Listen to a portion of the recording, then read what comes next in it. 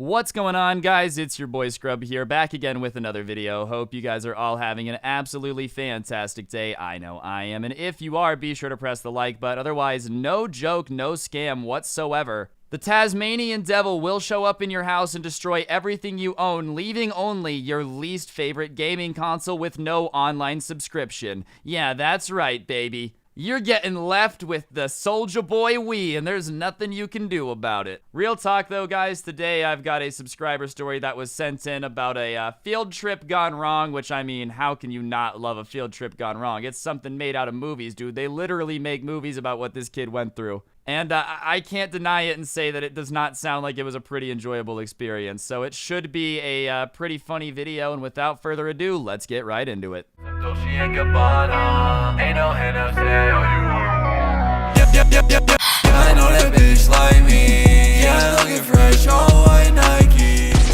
Anyways, guys, this story actually comes from somebody that lives where I grew up in Las Vegas, Nevada, and it's a story about a field trip. And there is a certain field trip that, like, every kid that grew up in Las Vegas, at least that I know, has been to at least once. There's this elementary school that I'm not gonna say the name of that has, like, a rainforest inside of it. They have, what are they called? Like an atrium, you know, with rainforest animals, and they keep it really humid. And because it's at like one of the public schools, all the schools in the valley in like middle school do a little tour guide there. We did ours at the end of 5th grade, but like 5th, 6th grade-ish area, you know. And I guess this guy's class ended up going in 6th grade on this field trip. And like I said, I don't know if every school in Las Vegas does it. At least all the people that like I grew up with know what I'm talking about, you know. So I don't know if it's everywhere, but there is this school with like a little atrium in it, and regardless, when people go, it's kind of known. It's been a tradition for a while, so like there's like a little name for it. At least there was at my school, so I'm assuming because this is very similar, you know, that the story is the same. And so kids get very hyped for this. You get a day off of school to go see this like rainforest in your hometown, you know. Our school district in Las Vegas is broke. It's literally 51st in education. That's right, there's 50 states, and we still somehow manage to be 51st in education. So, like, you know, we're not the sharpest tools in the shed, so it's not like we're going on field trips all the time. So it's a very big deal when you go on your field trip. And this takes place in 6th grade, which is when this person sent me this. And when you're in 6th grade, you're kind of in this weird phase where, like, you think that you're responsible enough to be an adult about everything, but, you know, you're also still little enough where you really can't be an adult about everything. And that's not me trying to insult 6th graders, but I'm just being honest, like, y'all are still new to this independence thing, you know? A month ago, you were in elementary school. Like, yeah, you're probably not as good at making adult decisions as people that have been practicing for a while. It don't mean that you guys are always gonna be, like, as naive, but 6th graders definitely just don't know as much as adults. That being said, what happens in this story, this kid should have definitely seen coming. But all the 6th graders are hyped. And to get to this elementary school, obviously, they gotta cram into a bus. And if you've ever been, you know, on a bus on the way to a field trip, it is hype, dude. All the kids are excited. There's, like, just that excited murmuring, you know? That energy is in the air of, like, oh, yo, we're gonna go so crazy on the field trip today. You're all out of school. You gotta do no schoolwork, you know? There's the one parent chaperone that the weird kid brought that nobody's hanging out with, but then you got, like, the one cool mom handing out Krispy Kremes at the back of the bus. Like, field trips are just an immaculate vibe. So the vibes are good on the way there. But there was this kid whose mom had come with him, the parent chaperone, and he was a little bit of a weird kid. I'm gonna name him Teddy for this story. He did put his name in, but like, bro, he dropped his whole last name and everything in the DM. This dude was like, this is the kid who was weird. And he brought his mom with him. And, you know, being the kid whose mom is on the field trip is never, like, super dope unless you got the cool mom. But if you've got the mom who's like, you guys need to eat celery sticks and reapply sunscreen even though we're inside, and she's like, you know, the parent chaperone, that's definitely not a good time, because now you're on a field trip with your mom, which is not actually better than being at school, at least in my opinion. But whatever, this weird kid brought his mom, and he was kind of sitting next to his mom the whole time, and, you know, he's kind of looking weird, doing weird things or whatever. And then about halfway through the bus ride, the person who sent me the story just sees him kind of like crawl underneath the seats for a bit, look at his mom, start crawling towards the back of the bus, and then he comes back and he sits up. You know what I mean?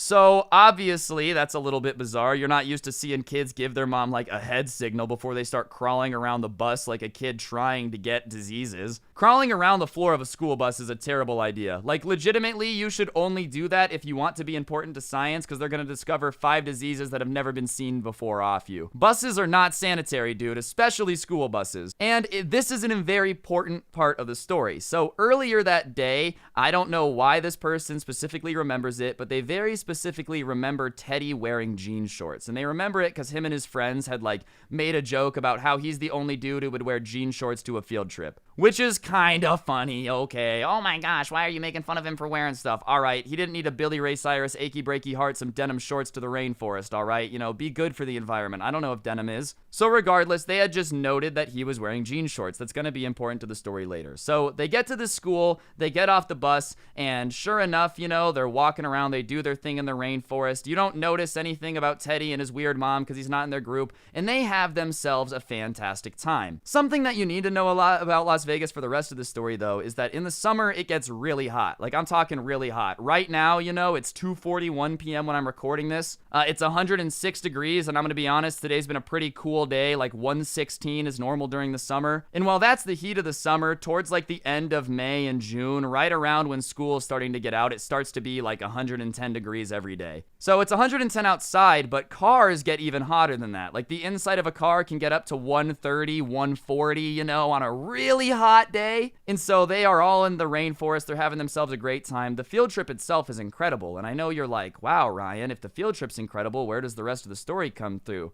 Well, when they get back on the bus, they walk on, and immediately their nostrils are blasted with an obscene smell, dude. Just something that smells legitimately awful. The person who sent me this said, like, that they're a hunter, and the only other time that they have ever smelled anything that bad is when a literal dead animal was in the woods. Like, they stumbled upon a decomposing body. That's the only time that the person who sent me this has apparently ever smelled anything as vile as they whiffed when they walk onto the bus, right? And immediately everybody is recoiling and grabbing their nose and just being like, oh my god, this is disgusting. Anyways, guys, so obviously the entire group is like, oh my god, what's going on? And that's when somebody finds it. So all the kids have like got onto the bus, right? And somebody finds this pair of jean shorts that sure enough has Dookie on it, dude. Some straight up Dookie in the jean shorts, some Dookie denim, man. Levi 5-0 poop specials. I don't know, whatever you want to call them, but let me just tell you this. They smell bad and they look even worse. So obviously, the kid who noticed this earlier is like, oh my god, bro, Teddy straight up Dookied himself, man. And I'm not even kidding. The smell on this bus is so bad at this point that one of the chaperones has to leave and puke. Because you gotta remember, not only has this Dookie been sitting on the bus for 4 hours, which would already make it sound bad enough. Like, it would already smell bad enough if the Dookie was just chilling for a couple hours in the bus to stew. But it's 110 degrees, meaning that this poop has been cooking on these, you know, Canadian tuxedo accessories right here for hours. It's just been baking into it. And listen, poop already smells bad enough, dude. But like, cooked poop does not smell good. I've never smelt it, you know? I've never been like, oh, Gordon Ramsay, I've cooked you some fresh Dookie for your consumption. Personally, I wouldn't know what burning poop smells like, or like cooked poop, not burning poop.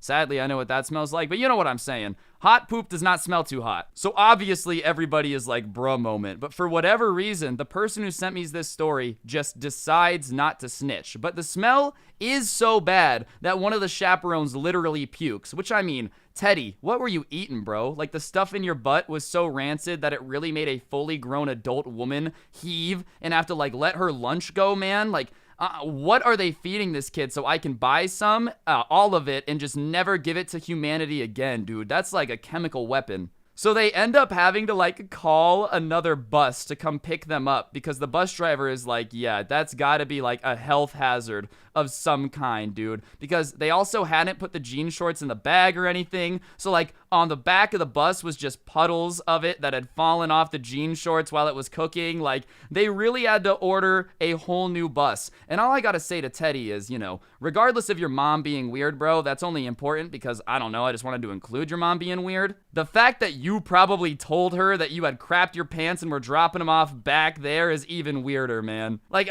your mom's weird for sure, but like, y'all really just like crawled under the seats and left your poopy denim shorts back there like nobody was gonna notice. I really just can't comprehend that. He had a parent with him too, dude. Like, imagine you're just sitting on the bus, your kid, he's in 6th grade, and he looks at you and he goes, Mom, I just pooped. I'm gonna take off my pants, crawl under the seats to the back of the bus, leave my poopy pants back there. You're gonna bring a change of pants, which, like, why did she have a change of pants? Does he do this often? Is this not the first time that they've had to leave a trail of poop to make other people think that someone else pooped their pants? Because the thing is, nobody really put two and two together. All the kids were just so excited about the fact that somebody had pooped their pants that they didn't even think about that it was one of their classmates. And because the kid, Teddy, had changed shorts, like, he could always just be like, no, I don't know what you're talking about. You know what I mean? But real talk, this kid Teddy straight up crapped his pants on the bus, decided to leave it, and his mom was just cool with it, dude. Like, oh, you know how it is, honey. It's just like GameStop when you pooped in the Call of Duty Modern Warfare case. Just slam it really tight and hope nothing leaks out before somebody buys it. Like,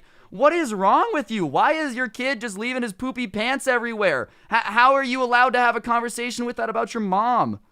My mom's weird, but I guarantee you if I was ever like, oh, I'm gonna poop on the bus, she would be like, no, you're not. Anyways, guys, that's going to do it for the video. Hopefully you enjoyed. If you did, I would appreciate you taking a second. Smash the like button. Let me know in the comments section down below what your thought. And if you're new, subscribe and turn on those notifications because, you know, YouTube doesn't notify anyone of anything anyways. So if you don't have notifications on, I can't promise you're going to see my videos. On that note, guys, thank you all so much for the support. If you like the intro song, the link will be in the description if you want to watch or listen to it. If not, I mean, whatever. It's totally up to you, I guess. Get yourself some of the OG Sub Club merch. I can promise you it'll get you a girlfriend. And use code Scrubby at the G Fuel checkout if you really want to. That's everything I got to plug. Follow me on Twitter at Scrubby_69, Instagram at Scrubby. Don't get anyone pregnant. If you do, make sure they're hot. And hopefully I'll see you guys all tomorrow with another video. I'm out. Peace.